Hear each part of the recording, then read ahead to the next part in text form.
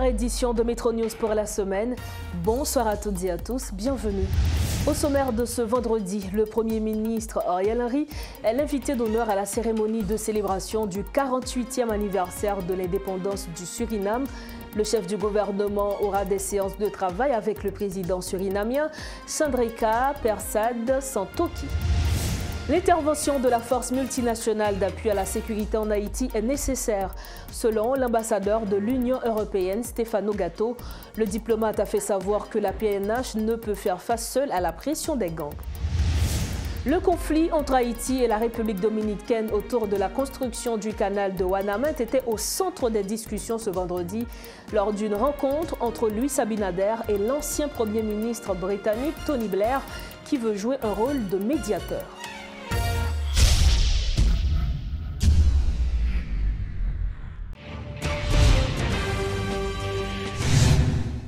Doro Chef, bonsoir, bienvenue au développement de Métro News. Comme annoncé en titre, le Premier ministre Ariel Henry se trouve actuellement en visite officielle au Suriname pour participer samedi à la cérémonie de célébration du 48e anniversaire de l'indépendance du Suriname, dont il est l'invité d'honneur. En marge de cette cérémonie, Ariel Henry aura des séances de travail avec le président du Suriname, Chandrika Persad Santokhi. La délégation qui l'accompagne est composée entre autres des ministres Enol Joseph de la Défense, Ricardin Saint-Jean du Commerce et de l'Industrie, ainsi que des représentants du secteur privé. À l'absence du Premier ministre, l'intérim est assuré par le ministre de l'Économie et des Finances, Michel Patrick Boisvert. Notons que le chef du gouvernement vient à peine de revenir de voyage de 5 jours en Arabie Saoudite, où il a participé au sommet CARICOM Arabie Saoudite. Conflit haïtiano-dominicain, le président dominicain Luis Abinader s'est entretenu avec l'ancien Premier ministre britannique Tony Blair. Haïti était au cœur de ce tête-à-tête.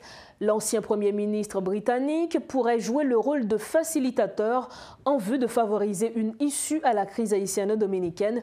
Selon un communiqué de la présidence dominicaine, les deux hommes ont discuté d'une série de questions jugées importantes, notamment la crise haïtiano-dominicaine. L'un des points à l'ordre du jour était la nécessité de parvenir à un règlement positif du différend autour du canal construit du côté haïtien sur la rivière Massacre. L'objectif est de trouver des solutions équitables et durables. L'ambassadeur de l'Union européenne, Stefano Gatto, juge l'intervention kenyane en Haïti nécessaire. Il a fait valoir que la PNH ne peut faire face seule à la pression des gangs. Par ailleurs, il annonce un appui européen au fur et à mesure que les quartiers occupés seront libres. À mon avis, la mission est nécessaire parce que la police nationale haïtienne est débordée par l'activité des gangs. Les gangs se sont énormément renforcés depuis le départ de la MINUSTAH. On peut blâmer la MINUSTAH, on peut critiquer la MINUSTAH, tout ce qu'on veut. Mais la situation réelle, est-ce qu'après le départ de la MINUSTAH, la situation s'est aggravée parce que les gangs n'ont plus trouvé... le vis-à-vis il n'avait plus d'opposition sur le terrain, d'opposition forte sur le terrain, donc la police s'est vue déborder. Donc on a commencé par dire appuyons la police, mais après on a vu que partager des ressources avec la police ne suffit pas, parce qu'il faut aussi un encadrement logistique, il faut une vision stratégique, une tactique. Et donc, c'est pour ça qu'on est venu à l'idée de l'intervention. Mais l'intervention en tant que telle, nous savons tous, l'intervention ne va pas résoudre les problèmes politiques et sociaux d'Haïti. L'intervention est une intervention, la mission internationale est une mission pour aider la police à... sécuriser les emplacements stratégiques, surtout elle est concentrée surtout sur la capitale évidemment, et c'est surtout la police qui devra se dévouer à la lutte contre ça. On verra comment ça fonctionne. À mon avis. Pourquoi l'international se concentre toujours sur la PNH et non sur l'armée, alors que les deux forces existent, monsieur l'ambassadeur? Pourquoi? Oui, mais l'armée, elle est de création récente et surtout, l'armée en tant que telle est partiellement engagée dans la lutte. Et c'est seulement l'armée maintenant utilisée pour sécuriser l'aéroport et d'autres endroits stratégiques. Donc probablement par l'arrivée du contingent international, l'armée sera encadrée d'une façon plus globale dans cet effort partagé. Donc il y aura en arrière le contingent international et armée et police. Mais ce n'est pas notre volonté d'appuyer la police. C'est la réalité que c'est la police qui fait face aux gangs, ce n'est pas l'armée. Et l'armée, c'est une armée un peu spéciale. L'armée haïtienne s'occupe plutôt de génie, d'infrastructures. Et donc, c'est un débat interne à Haïti, celui de réimpliquer l'armée dans ça. Mais vous voyez qu'au cours de la dernière année, on n'a pas vu tellement d'avance. Donc, moi, je dirais, l'intervention est une bonne solution. Ça va être une mission complexe parce que, tout d'abord, les forces ne sont pas énormes. Les pays qui lidèrent, le Kenya est un pays qui n'a pas énormément d'expérience dans cette région. Et donc, il a besoin de l'appui logistique et de l'appui économique des autres pays. Et sans doute, ça va venir. C'est en discussion. On verra exactement. Pourquoi j'ai mentionné Selon vous, monsieur l'ambassadeur, oui. La mission sera effectivement déployée en Haïti? Écoutez, il faut respecter les cursus, les procédures du pays, les procédures kenyanes. Moi, j'ai la sensation que oui, que finalement la mission sera déployée. Mais la mission, elle aura besoin aussi, pas seulement de l'intervention des Kenyans, mais de la présence des Kenyans, mais les autres pays qui ont démontré leur disponibilité, qu'ils précisent. Tout le monde un peu à l'attente de voir qu'est-ce que ça va donner. Et il faut aussi considérer une chose. À la différence d'une mission des Nations Unies classique, celle-ci est une mission non onusienne. Vous savez, mission non onusienne, ça veut dire que les Nations Unies ont un rôle moindre de coordination par rapport à d'autres cas. Et donc, c'est vraiment les Kenyans et les gouvernements haïtiens qui doivent définir exactement les modalités d'action, ce qu'on appelle les règles d'engagement en termes internationaux. Et d'autre part, les Kenyans, probablement à cause du fait des problèmes qu'ils ont à l'intérieur pour l'approbation juridique, les Kenyans, selon les informations que j'ai, n'ont pas encore vraiment précisé les détails précis de ce dont ils ont besoin des autres pays de la communauté internationale en termes d'appui financier et en termes d'appui logistique. Alors, quand les Kenyans auront établi ça d'une façon plus claire, probablement le feront dans les prochaines semaines, suivant les progrès parce que bon, le Parlement a déjà approuvé. Donc c'est tout simplement une validation maintenant de la Cour suprême qui doit venir. Donc je pense qu'ils sont en train de travailler. La mission, sans doute, ils vont venir en mission prochainement. Et donc sur la base du travail fait avec le gouvernement haïtien, ils seront plus capables de dire, écoutez, nous avons besoin de ça. Nous savons qu'ils ont besoin d'argent. Ils ont besoin d'argent et donc les États membres des Nations Unies sont en train de voir qu'est-ce qu'on peut faire. Mais l'effort sera encore plus nécessaire le moment où de nouveaux quartiers seront libérés et donc on devra donc lancer des actions importantes au niveau des reconstructions infrastructurelles, les routes, toutes les facilités infrastructurelles et l'action sociale. Dans la liberté qui viendra. Donc, il faut être préparé à ça. Donc, ce n'est pas que la sécurité, c'est aussi ce qui vient après la sécurité. Le point clé, c'est, à mon avis, c'est nécessaire que la mission soit là. On a besoin de ça parce que la police ne peut pas tout seul. L'armée, les forces de l'ordre, pour utiliser un mot général, ne sont pas en mesure de le faire toutes seules, on l'a vu. Mais on a besoin aussi d'accompagner ce qui va venir immédiatement après. La trêve entre Israël et le Hamas est entrée en vigueur ce vendredi après des semaines de guerre. Pendant cette pause renouvelable de 4 jours, 50 otages retenus à Gaza doivent être libérés, ainsi que 150 prisonniers palestiniens. Pour faire le point, Clarence Renoir, leader du parti UNIR, qui est en Israël depuis le début de cette guerre, est avec nous ce soir via Zoom. Bonsoir Clarence Renoir, merci de votre disponibilité. Bonsoir Rogaline Barthélemy, c'est un plaisir d'être avec vous sur Metro News. Alors nous savons que vous êtes en Israël depuis le début de cette guerre. Comment vous vous portez? Ça va très bien, ça va très bien. Aujourd'hui, j'ai eu une très belle rencontre parce qu'on ressent un petit peu de relâchement, même si ce n'est pas la fin de la guerre. J'ai eu une rencontre avec des journalistes israéliens et qui m'ont beaucoup appris sur ce qui se passe naturellement. Même ça va, sur le point de la sécurité pour moi, ça va, puisque je suis à Jérusalem, qui est une ville assez protégée, je dirais, parce que c'est une ville partagée par les Palestiniens et aussi les Israéliens, ce qui fait que cette ville est beaucoup plus protégée que les autres villes qui sont sur le front de cette guerre. Alors, nous savons que l'accord sur la libération d'otages enlevés par le Hamas est devenu concret ce vendredi matin même, comme vous venez de le dire. Et 13 prisonniers palestiniens ont déjà été libérés par Israël. Et notamment, 24 otages ont été libérés par le Hamas, dont 13 Israéliens. Comment ça se passe aujourd'hui en Israël avec cette trêve? Vous savez, les Israéliens refusent de parler d'accord parce qu'ils ne peuvent pas avoir d'accord avec une organisation qualifiée d'organisation terroriste qu'est le Hamas. Il y a tout simplement des négociations qui ont abouti grâce à l'accord, grâce à la collaboration de certains pays comme les États-Unis, l'Égypte, le Qatar particulièrement, la Jordanie aussi d'ailleurs, qui ont joué un petit peu pour faciliter cette opération. C'est une opération qui va permettre au fur et à mesure de libérer une cinquantaine d'otages au cours de cette semaine, en tout cas pour les 4 jours de trêve qui est convenu entre les deux parties, et pour faciliter donc la sortie de ces otages, car il y a beaucoup de pression sur le gouvernement israélien, notamment sur le Premier ministre Benjamin Netanyahu, pour faire revenir les otages, parce que les Israéliens ont beaucoup souffert pendant ces 50 jours de la guerre, de voir des proches, des enfants, des femmes, de leur famille retenus en otage sans avoir de leurs nouvelles, d'autant que certains d'entre eux sont morts au cours de cette séquestration qui est tout à fait longue.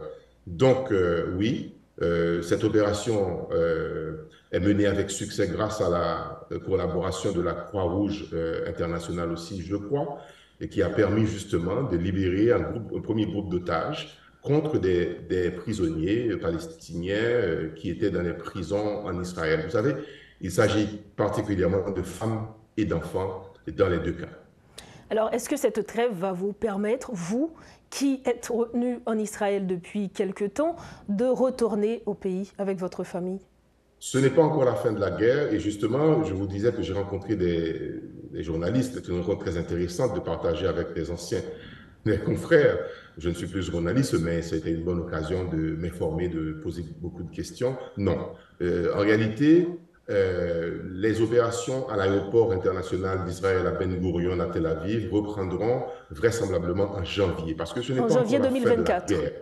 Et Israël n'a pas encore dit qu'il mettait fin à la guerre. Une trêve, c'est une trêve qui peut être observée, qui peut être parfois c'est violé aussi, on viole les trêves, mais pour l'instant, pour le premier jour, ça s'est bien passé parce qu'il est déjà très tard en Israël aujourd'hui maintenant, mais on espère justement qu'à partir de maintenant, il va y avoir un dégel de la situation. Aujourd'hui, les amis que j'ai rencontrés m'ont dit, écoutez, les Israéliens ont envie de recommencer à vivre. Donc, pour que cela puisse arriver, il faut évidemment envisager en perspective la fin de la guerre. Mais une guerre, ce n'est pas quelque chose dont on déclare la fin et que ça prend fin automatiquement, d'autant qu'Israël s'était fixé des objectifs.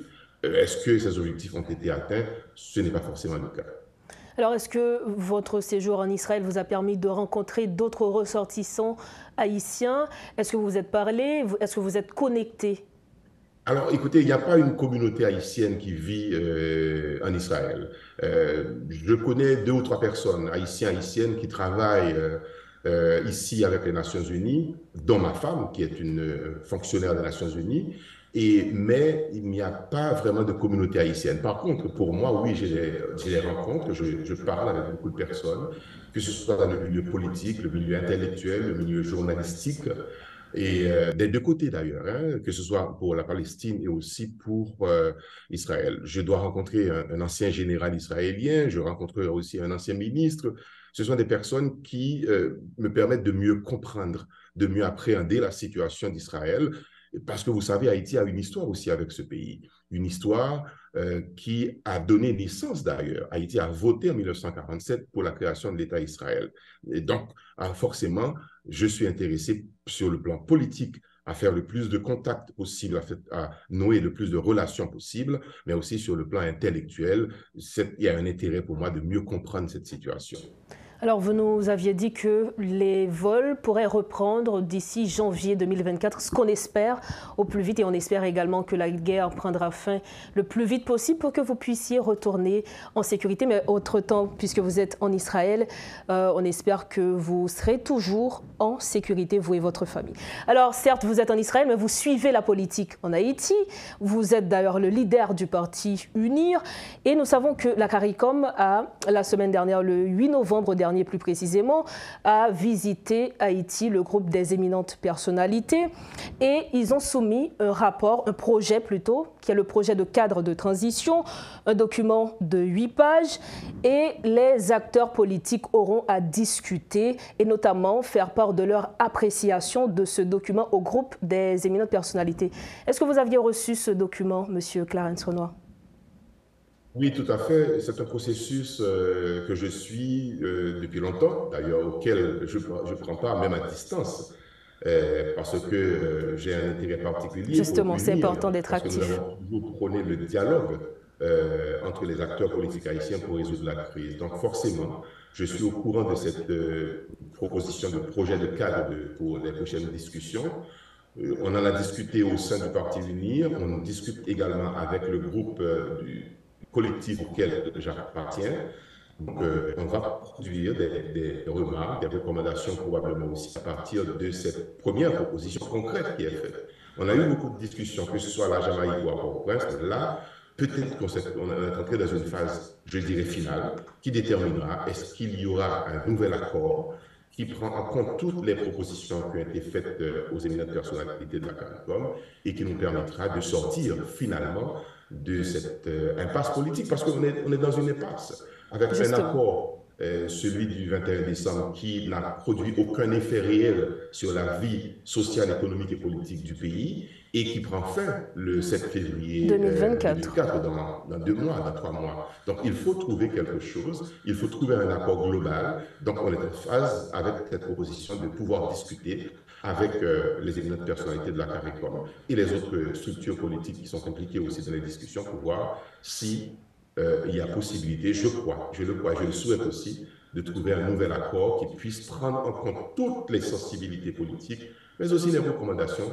pour nous permettre de voir plus loin, c'est-à-dire les perspectives de la sécurité dans le pays, pour la reprise de la vie à tous les niveaux, mais aussi pour la reprise de la vie politique après les élections. Alors permettez-nous, M. Clarence Renoir, de vous demander quelles sont vos appréciations par rapport à ce document, qui propose d'ailleurs un conseil de transition de 7 membres avec un pouvoir présidentiel. Quelles sont vos appréciations par rapport à ce document de 8 pages? Écoutez, laissez-moi faire cette remarque, Mme Barthélémy. Et à la Jamaïque, nous avons fait pratiquement la même proposition que vous voyez, un peu plus détaillée évidemment, sur ce projet cadre proposé par les éminentes personnalités de la CARICOM. Parce que nous avons fini par remarquer que l'accord du 11 septembre et celui du 21 décembre par la suite n'avaient pas apporté des éléments de solution à la crise politique. C'est-à-dire confier le pouvoir, laisser le pouvoir à une seule personne, donc au Premier ministre Ariel, ce n'était pas la bonne décision à prendre. Donc nous avons proposé qu'il y ait un bicéphalisme pour équilibrer la gestion du pouvoir exécutif, pour permettre, avec cet équilibre, d'avancer vers les élections. Nous avons fait cette proposition à la Jamaïque, malheureusement, on n'avait pas été compris. C'est la même proposition qui revient aujourd'hui. Il faut donner de vrais pouvoirs présidentiels selon le vœu de la Constitution haïtienne. La Constitution dit clairement quels sont les pouvoirs d'un exécutif, donc pour permettre, dans une certaine mesure, de traverser cette transition avec moins de, cette dernière partie, je dirais, de la transition, avec moins de heurts possibles, pour parvenir à les élections. Maintenant, un conseil de transition de 7 membres. Vous savez, je crois que cette proposition de la CARICOM, des éminentes personnalités, tient compte des différents propos qui ont été faits. Il y a des gens qui ont dit 5 nouveaux. Il y en a des gens qui ont dit 7 pour garder les 3 qui sont là pour prendre 4 nouveaux. Donc, ce sont des points de discussion qui vont entrer, je dirais, qui vont revenir sur la table avec les différentes parties, avec les parties prenantes, mais aussi avec la CARICOM pour voir qu'est-ce qu'on peut tirer comme essence de tout ça. Parce que dans tout ceci, ce qu'il faut retenir, Ce n'est pas ma position qui doit passer, ce n'est pas la position de l'autre qui doit passer, mais c'est la meilleure formule pour sortir de cette crise en créant la confiance et en donnant la garantie que les élections seront des élections crédibles et honnêtes et qui puissent nous amener dans une stabilité durable. Alors, autre élément qui est extrêmement important dans ce document, c'est le fait que ce Conseil doit travailler, ou du moins devra travailler avec le Premier ministre Ariel Henry. Pensez-vous que le Premier ministre Ariel Henry pourra faire partie de cette solution? Alors, dans le projet, ce n'est pas dit le Premier ministre Ariel Henry. C'est vrai qu'il y a une ambiguïté parce qu'on dit... Justement, le Premier ministre, nous savons qu'il y a, c'est le docteur Ariel Henry qui est là, justement. Absolument. Mais ce n'est pas encore dit, puisque nous sommes en période de discussion et de négociation. On doit aller jusqu'au bout des propositions pour voir ce qui va être retenu. Est-ce qu'il s'agira de ce Premier ministre ou d'un autre Premier ministre? Moi, ce n'est pas important pour moi. Ce qui est important, c'est ce que les acteurs politiques, les structures politiques les plus importantes du pays vont trouver comme dénominateur commun. D'ailleurs, pour nous réunir, le dénominateur commun, c'est Haïti. Donc, il faut nous rassembler autour de ce qui peut faire avancer les choses, apporter la sécurité, améliorer les conditions de vie de la population. C'est une population qui souffre beaucoup sur le plan économique, sur le plan social. Sécuritaire. Les étudiants qui doivent tenir compte de tout ça. C'est ça qui doit faire le sens de cet accord. Mais évidemment, on trouvera les personnalités qu'il faut. Moi, je n'ai pas d'obsession particulière, ni pour dire qu'il faut faire partir le Premier ministre Ariel Henry, ni pour dire qu'il doit rester absolument. Donc, on verra au cours des discussions et des négociations ce qui peut nous amener le plus proche possible de la paix, de la concorde pour avancer vers des élections qui doivent permettre au pays de revenir sur les rails de la démocratie. Donc le plus important, c'est de trouver une formule, un accord pour sortir le pays de cette impasse. Merci infiniment, Clarence Renoir. Voilà, c'était avec nous le leader du parti UNIR, Clarence Renoir. Avec lui, nous avions fait le point sur cette trêve à Gaza et notamment parlé de la politique en Haïti. Dossier assassinat du président Jovenel Moïse, le juge Walter Ossert-Voltaire, en charge du dossier de l'assassinat du président Jovenel Moïse, veut entendre 5 nouvelles personnalités, dont des anciens collaborateurs du chef d'État assassiné à partir du lundi 27 novembre prochain, l'ancien secrétaire général du Conseil des ministres sous la présidence de Jovenel Moïse, Reynald Lubéris, son ex-conseillère Esther Antoine, l'ex-ministre de l'Intérieur et des collectivités territoriales, Louis Edner Gonzagdé, Rino Destinoble et Jean Gué. Ces personnalités devraient être entendues par le magistrat instructeur respectivement les lundis 27, mardi 28 et mercredi 29, ainsi que le 1er décembre 2023. En ce sens, le juge a déjà acheminé une correspondance au commissaire du gouvernement de Port-au-Prince, Maître Edler Guillaume, afin qu'il prenne toutes les dispositions pour que ces personnalités se présentent à son cabinet. Rappelons qu'au cours de la semaine écoulée, le magistrat a auditionné Maki Kessa, Irène Clerget, Rockefeller Vincent, Jenny Obas et Sandra Metellus. À noter que l'ex-ministre de la Justice, Rockefeller Vincent, ne s'est pas présenté, mais s'est dit disposé à répondre aux questions du juge instructeur par visioconférence. Autre dossier, on mettait main pour 6 vivants de violence joignent certificat médical gratis. C'est le thème d'une campagne de sensibilisation lancée par l'organisation féministe Solidarité Femmes Haïtiennes, SOFA. En conférence de presse ce vendredi, en prélude à la commémoration de la Journée internationale de lutte contre les violences faites aux femmes et aux filles, la représentante de la SOFA, Stéphanie Siméon, a déploré le fait que dans certains départements, des femmes victimes d'agressions sexuelles ou de blessures soient obligées de payer pour un certificat médical dans des centres de santé. La militante féministe a rappelé qu'un accord avait été signé en ce sens en 2007. Elle exhorte donc les acteurs médicaux à le respecter. L'Office de la protection du citoyen organise chaque année depuis 7 ans un concours de textes et de reportages portant sur les droits humains. Ce soir, à Metro News, nous avons l'heureux privilège de recevoir le champion de la 7e édition de ce concours. Il s'agit de notre collaborateur, Richie Fortuné. Bonsoir, champion. Bonsoir, Rose Berline. Bonsoir à tous. Alors, Richie Fortuné, vous êtes le champion pour la catégorie journaliste de ce concours organisé par l'OPC. Parlez-nous un peu de cette expérience. OK. Si je dois remonter jusqu'au premier moment, Je vais dire que pour participer à ce concours, il faut d'abord trouver un sujet qui correspond parfaitement au thème retenu chaque année. Pour cette 7e édition, et les participants, surtout de la catégorie A, et la catégorie... La catégorie A, c'est la catégorie journaliste? Oui, justement, la catégorie journaliste. Et les participants à cette catégorie avaient la possibilité de traiter entre un sujet qui correspond à une thématique traitant des droits humains ou un sujet qui correspond, je vais dire, aux pratiques du journalisme en Haïti. En ce qui me concerne, j'avais opté pour la première option, et parce que mon reportage traite de la situation des enfants, Justement. ou bien, oui, et pour mieux dire, mon reportage parle de la situation de la violation des droits des enfants en Haïti et ses conséquences sur la société, et dans un contexte, justement, on va dire, d'aggravation du climat sécuritaire du pays. Alors, le titre de votre reportage, c'est l'enrôlement des enfants dans des gangs, une catastrophe sociale qui ne dit pas son nom. Pourquoi choisir de parler des droits des enfants? Pourquoi le droit des enfants? OK, j'ai fait choix du droit des enfants. Alors, il faut dire, et d'entrée de jeu, et quand on parle des droits des enfants, on doit faire référence à la Convention internationale relative aux droits des enfants. C'est un document adopté par l'Assemblée générale des Nations unies en 1989 et qui allait être ratifié par Haïti 5 ans plus tard, soit en 1994. L'un des motifs de la signature de cette convention, c'était parce que les enfants, ou bien le développement sain des enfants, joue un rôle tout à fait fondamental dans le devenir de toute société. Donc, fort de cette situation-là, j'ai choisi de parler justement de la violation des droits des enfants parce que quand dans une société, les droits des enfants sont violés, donc on peut dire que questionne de l'avenir même du pays. Justement, on peut dire que l'avenir de cette société est en danger.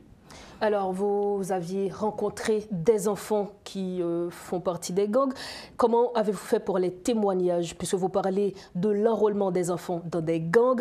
Est-ce que vous aviez rencontré certains enfants de rue, par exemple, comme on les appelle? Comment a été le processus pour pouvoir trouver ces témoignages? OK, c'est une très belle question. Comme tout reportage, j'ai fait d'abord un travail de terrain. Et il y a un constat qui est tout à fait visible au sein de la société de jour en jour, et le nombre d'enfants qui sont dans les rues est diminué considérablement. Donc, ça, c'était déjà une chose qui a attiré mon attention. Donc, cette diminution, c'est dû à quoi justement selon vous? OK. Donc, deuxième chose, j'avais fait une visite au centre d'accueil de Delma 3. Et vous savez bien que ce centre d'accueil est une institution qui était là pour accompagner les enfants de rue, pour les réinsérer, et je peux dire, au sein de la société haïtienne. Eh bien, une fois arrivé dans ce centre d'accueil, j'avais trouvé très peu d'enfants. Et certains d'entre eux ont témoigné et m'ont dit qu'ils sont encore là, c'est parce qu'ils ont refusé des propositions qu'ils ont reçues. Donc, ils ont reçu des propositions de la part... Des propositions de la part... De groupes armés. De groupes armés, justement, pour intégrer les groupes. Eh bien, ils nous ont... À quel titre? Parce que généralement, on parle de antennes, entre parenthèses. Est-ce que c'est à ce titre qu'on veut les recruter? Ou du moins, on veut tout simplement les insérer même dans le groupe avec des armes et tout? OK. Et les enfants que j'ai rencontrés ont reçu ces deux propositions. Il y en a des gens qui les proposent de devenir des antennes ou bien des taupes, et comme on dit en français, ou bien ils ont reçu la proposition d'intégrer directement ces groupes armés, d'être des soldats. Et par exemple, dans mon reportage, j'ai utilisé la voix d'un enfant âgé d'environ 11 ans qui se présente sur les réseaux sociaux avec un fusil de gros calibre et qui est en train de dire qu'il est le remplaçant ou bien le futur remplaçant de Izo. Du chef de gang Izo. Du chef de gang Izo. Donc, ça, c'est déjà une situation qui montre à quel point les enfants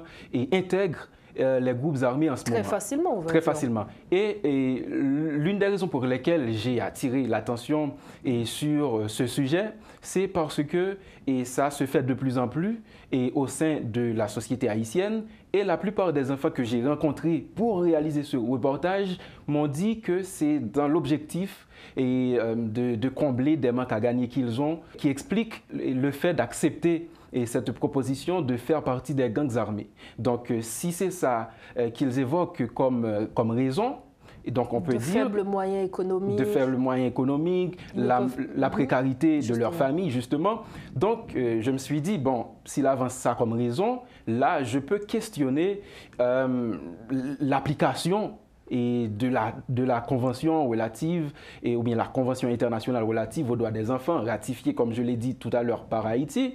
Donc, il y a lieu de questionner l'application, bien le niveau d'application de ce document au sein de la société. Vous avez sûrement rencontré pour votre reportage des personnes qui sont responsables, ou du moins qui parlent de droits des enfants. Quelles ont été leurs approches par rapport à ce phénomène? OK.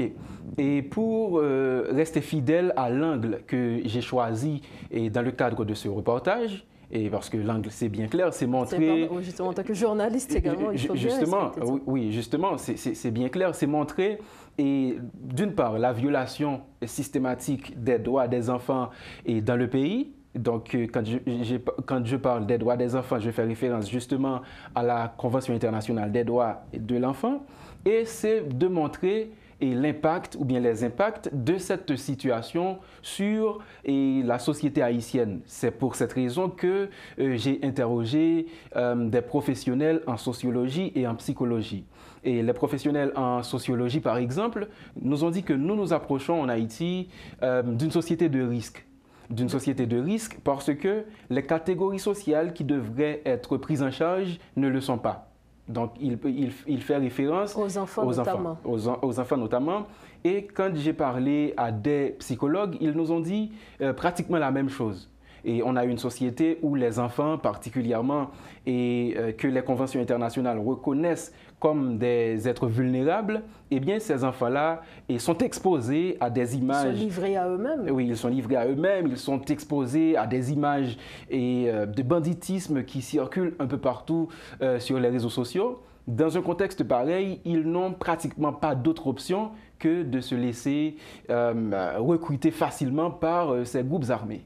Alors, Iti Fortuné, puisqu'à travers votre reportage, vous avez sonné la sonnette d'alarme, on espère que les responsables, ou du moins les gens du gouvernement, vont vraiment se pencher sur ce phénomène, parce qu'on va dire que c'est un phénomène, c'est une situation très, très alarmante. Oui, une situation très, très alarmante. Et déjà, le fait d'organiser un concours pour permettre aux journalistes, aux étudiants, aux élèves et d'attirer l'attention sur cette situation, je vais dire que c'est déjà un pas. Et après ce pas, je vais dire très significatif, il faut qu'il y ait ensuite des actions concrètes pour empêcher justement que les enfants aient recours à ces groupes armés. Et ce que je dois souligner, c'est qu'il était très difficile de trouver des responsables ou des représentants au niveau de l'État pour réagir dans le cadre de ce reportage. Donc, c'était très difficile. Mais, mis à part de ça, il faut dire aussi qu'il y a eu pas mal d'activités qui ont été organisées cette année qui avaient pour objectif de sensibiliser ou bien de faire la promotion pour le respect des droits des enfants. Et comme vous venez de le souligner, on espère qu'à partir de ce travail, les autorités vont voir la nécessité de prendre en charge cette catégorie vulnérable au sein de la société, même s'il était très, très difficile d'avoir des interventions de ces autorités. On a essayé, mais c'était en vain. Finalement, on était dans l'obligation de faire le reportage sans les déclarations enregistrées ou bien officielles de ces autorités. Mais mis à part de ça, mis à part du reportage, on peut dire qu'il y a eu pas mal d'activités qui ont été organisées cette année, et toujours dans le but de faire la promotion en faveur du respect du droit de l'enfant au sein de la société. Alors, Iti Fortuné, vous êtes le champion de la 7e édition pour la catégorie A. Est-ce que vous êtes satisfait de ce prix? Comment vous voyez la suite? Bon, oui, satisfait parce que mon reportage a été soumis à un jury composé de personnalités très intéressantes. Je vais dire des personnalités qui sont méticuleuses sur certains aspects. Donc, mon travail a été soumis à ce jury qui avait analysé le reportage. Dans un premier temps, j'ai été présélectionné. Et puis, la deuxième phase de ce concours était une phase d'interview. Les jurés nous ont questionnés sur les sujets que nous avons traités. Et puis après, on a donné le classement des gagnants. C'est ainsi que j'ai remarqué que j'ai été retenu. Avec grande satisfaction, grande joie. Hein? Avec grande satisfaction. Mais mis à part ce sentiment de satisfaction, je suis également très triste dans la mesure où j'ai fait le point sur une situation qui est tout à fait alarmante au sein de la société haïtienne. Alors, infiniment, merci Riti Fortuné. On le rappelle, vous êtes le champion de la 7e édition du concours de texte et de reportage de l'OPC. Et au nom de tous les téléspectateurs de Métro News, bravo champion. Et on le dit, c'est notre collaborateur ici à Métropole. Merci beaucoup. Voilà, c'était avec nous Riti Fortuné, le gagnant de la catégorie journaliste pour la 7e édition du concours de texte et de reportage organisé par l'Office de protection du citoyen. Nous sommes au terme de ce journal, mais avant de partir, voici le rappel des titres à la une de ce vendredi. Le Premier ministre Ariel Henry est l'invité d'honneur à la cérémonie de célébration du 48e anniversaire de l'indépendance du Suriname.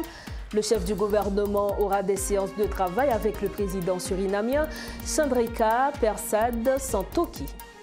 L'intervention de la force multinationale d'appui à la sécurité en Haïti est nécessaire, selon l'ambassadeur de l'Union européenne Stefano Gatto. Le diplomate a fait valoir que la PNH ne peut faire face seule à la pression des gangs.